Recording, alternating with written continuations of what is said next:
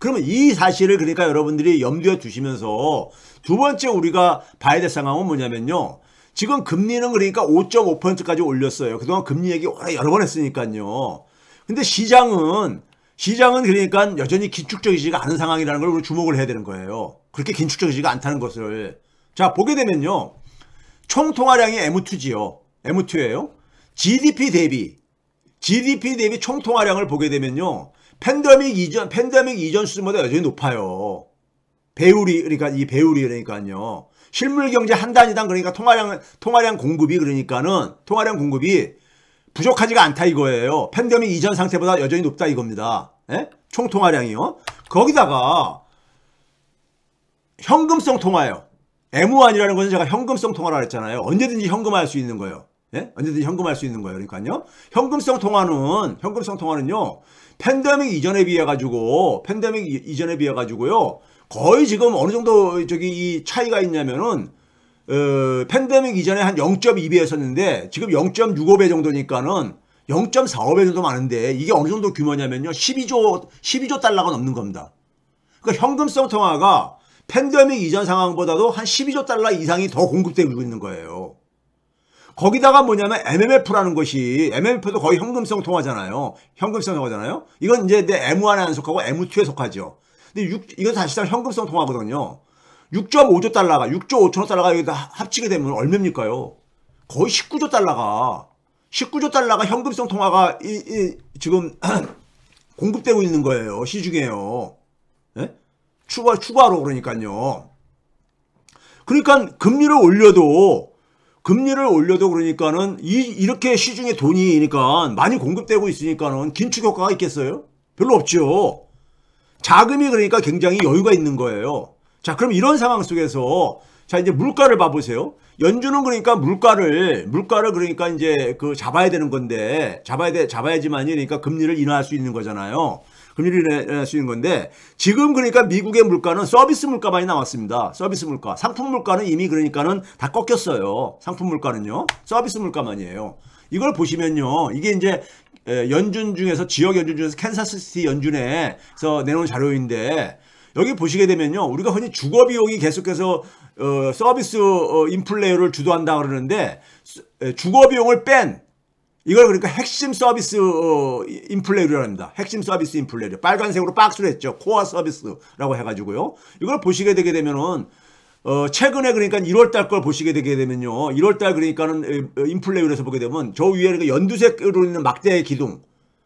그게 지난 1년 중에서 가장 크잖아요. 그러니까 주거 비용을 빼고 나서라도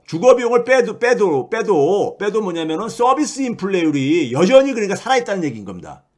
살아있다는 얘기예요. 이게 이제 핵심 서비스 인플레이율이라고 합니다.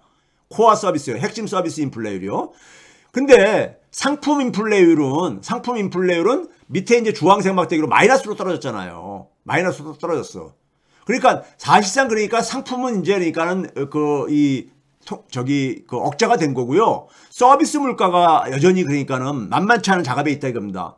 서비스는 이건 뭐냐면 긴축하고 밀접하게 관련돼 있는 거예요. 사람들이 그러니까 소비가 안 죽으니까 서비스 물가가 안 잡히죠. 예? 소비가 안 죽으니까. 그렇죠? 그러니까 이건데 그럼 이런 에너지 인플레이율도 봐보세요. 계속 마이너스 행진하잖아요. 그러니까 우크라이나 효과라든가 코로나 팬데믹 효과는 거의 다 소멸됐다니까요. 소멸된 거야. 물가나 고용이나 이런 데서 있어서요. 예? 그리고 풀린 돈이 그러니까 서비스 물가를 여전히 그러니까는 그걸 견인하고 있는데 왜 그러냐? 돈이 그러니까 현금성 통화가 한 19조 달러가 더 그러니까 이게 팬데믹 이전에 비해서 더 공급돼지고 지금 공급된 상태라 이거예요. 19조 달러나 가깝게. 19조 달러가 어디 A 이름입니까? 예? 자, 그러면 이런 상황 속에서 제가 얘기하고 싶은 것은 뭐냐면요. 다시 이제 그러니까 돌아보세요. 2010년대는 애플이 그러니까는 미국 경기를 그나마 끌고 갔던 거예요. 포스트 팬데믹 이후에는 엔비디아라 이겁니다. 특히 2022년 이후에는요. 그래서 이거는 뭐냐면은 지금 미국의 시가총액 1, 2, 3위 기업이 마이크로소프트, 애플, 엔비디아인데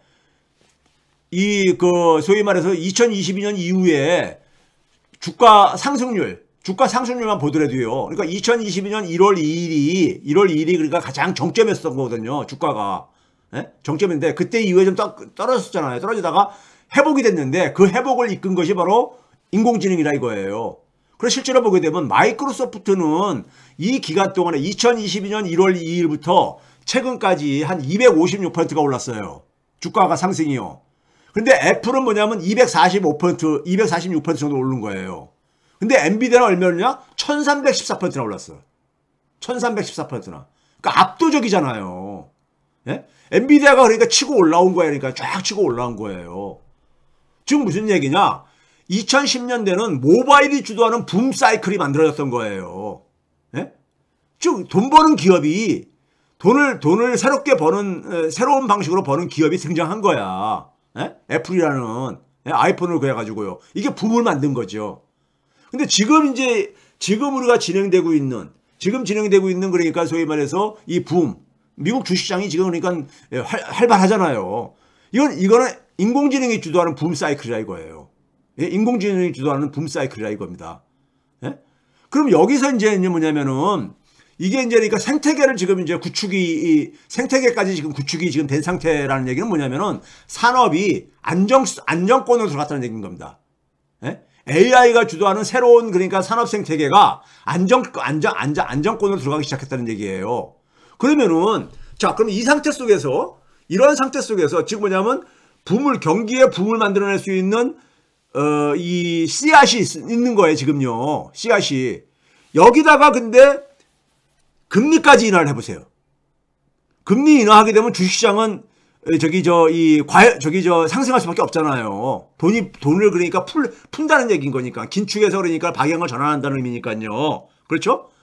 그러니까는 지금 이 상태 속에서 연준이 금리를 인하하게 되면요. 금리를 인하하게 되면 어떻게 됐습니까요? 미국 주가가 그냥 과열돼 버립니다. 미국 주가 과열돼요. 예? 주가 과열되고 그러면은 지금 서비스 물가가 지금 제대로 안 잡힌 상태 속에서 서비스 인플레열에 불을 붙일 수가 있는 거죠. 예? 지금 그냥 불난 집에 기름을 붓는 식이 된 거예요. 거기다가 시중의 유동성은 충분하잖아요. 아직도 주식시장에 안 들어온 돈들이 너무 많은 거야. 예?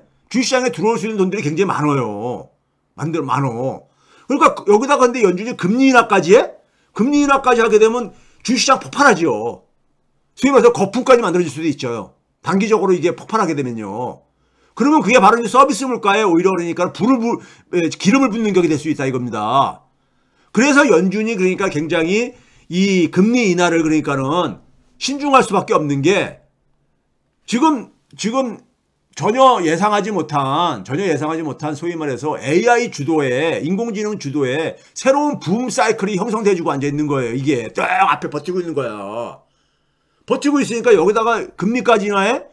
그러면 주식시장에 그러니까 기름을 붓는 격이죠. 예? 그렇게 되게 되면 이제 서비스 물가를 굉장히 자극할 수 있다는 얘기인 겁니다. 예? 그래서 연준이 그러니까 금리 인하가 쉽지 않다는 얘기예요. 제 얘기는요. 예? 무슨 말인지 아시겠습니까? 왜 그러냐? 2010년대에 그러니까 애플이 주도한 것보다 지금 더 강하게 주도를 하고 있거든. 그러니까 모바일이 그러니까는 기존 산업 생태계에 영향을 미치는 것보다도 인공지능이 영향을 미치는 건 더 광범위하거든요. 예? 더 광범위하거든요. 물론 이거는 그러니까는 이제 두고 봐야 됩니다. 이게 상당히 단기적으로는 굉장히 거품이 형성될 가능성도 있고 그렇기 때문에 어쨌든 간에 새로운 그러니까는 그 붐이 만들어질 수 있는 토양이 지금 만들어져 있다는 겁니다. 토양이 만들어져 있어. 그럼 그렇기 때문에 여기다가 금리 인하를 하게 되면은 이게 불난 집에다 기름을 붓는 식이 될 수가 있다는 얘기인 겁니다. 예?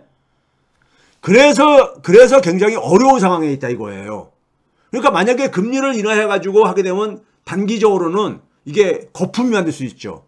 그래서 이제 일부에서 월가에서 과거의 닷컴 버블 같은 상황을 그러니까 전망하는 이유가 바로 그겁니다. 예? 닷컴 버블 같은. 지금 그러니까 금리 인하까지 만약에 여기다 시장에서는 잠깐만 금리 인하 이제 조만간에 금리 인하 할 거다. 그러면서 그래가지고 주식시장에 지금 돈들이 들어가고 앉았는데 그래가지고 이 닷컴 버블 형성되다가 이제 단기적으로 그러니까 자산시장은 과잉 상승할 수밖에 없거든요. 예? 과잉 상승할 수밖에 없거든요. 균형적인 상승보다는요. 예? 그럼 그 조정이 올 수밖에 없죠. 단기적으로는요. 단기적으로 조정이 올 수밖에 없죠. 문제는 뭐냐면은 AI 주도의 붐 사이클이 일회성이 될 수 있는 상황은 이미 넘어갔다는 얘기입니다. 제가 볼 때는요. 왜? 생태계가 만들어졌다 이겁니다. 생태계가요. 저는 산업을 볼 때 가장 중요한 걸 보는 게 뭐냐면요. 산업 생태계가 만들어졌냐 이거예요. 하드웨어, 소프트웨어, 그 다음에 그걸 기초로 해가지고, 새로운 그러니까는 가치를 만들어낼 수 있는 상품들이 만들어지느냐. 이거거든요. 예? 근데 지금 뭐냐면 AI에 의해 가지고 콘텐츠 정도를 만드는 단계까지 지금, 나가고 있는 거잖아요. 하드웨어, 소프트웨어는 물론이고, 거기에 플러스 뭐냐면 AI에 의해 가지고 콘텐츠는 지금 만들어지는 단계까지 가고 있잖아요. 이게 이제 그러니까 이제 초기 단계인데, 적어도, 하나의 새로운 산업 생태계가 그러니까는 형성되어진 것을 확인할 수 있다 이거예요. 예? 할 수 있다 이겁니다. 그런 점에서, 연준이 그러니까 굉장히 지금 진퇴양난에 빠져 있다. 양난에 빠져 있다 이거예요. 그러니까 뭐냐면 금리 지금 이 상황 속에서 금리가 그러니까 굉장히 5.5%가 올려놓고 시장에서는 자꾸만 금리 내리라고 지금 하고 앉아 있는데, 예? 내리라고 하고 있는데 내렸다가는 지금 그러니까는 다시 그러니까 이게 서비스 물가를 자극하는 이런 상황으로 올 수가 있다 이거죠.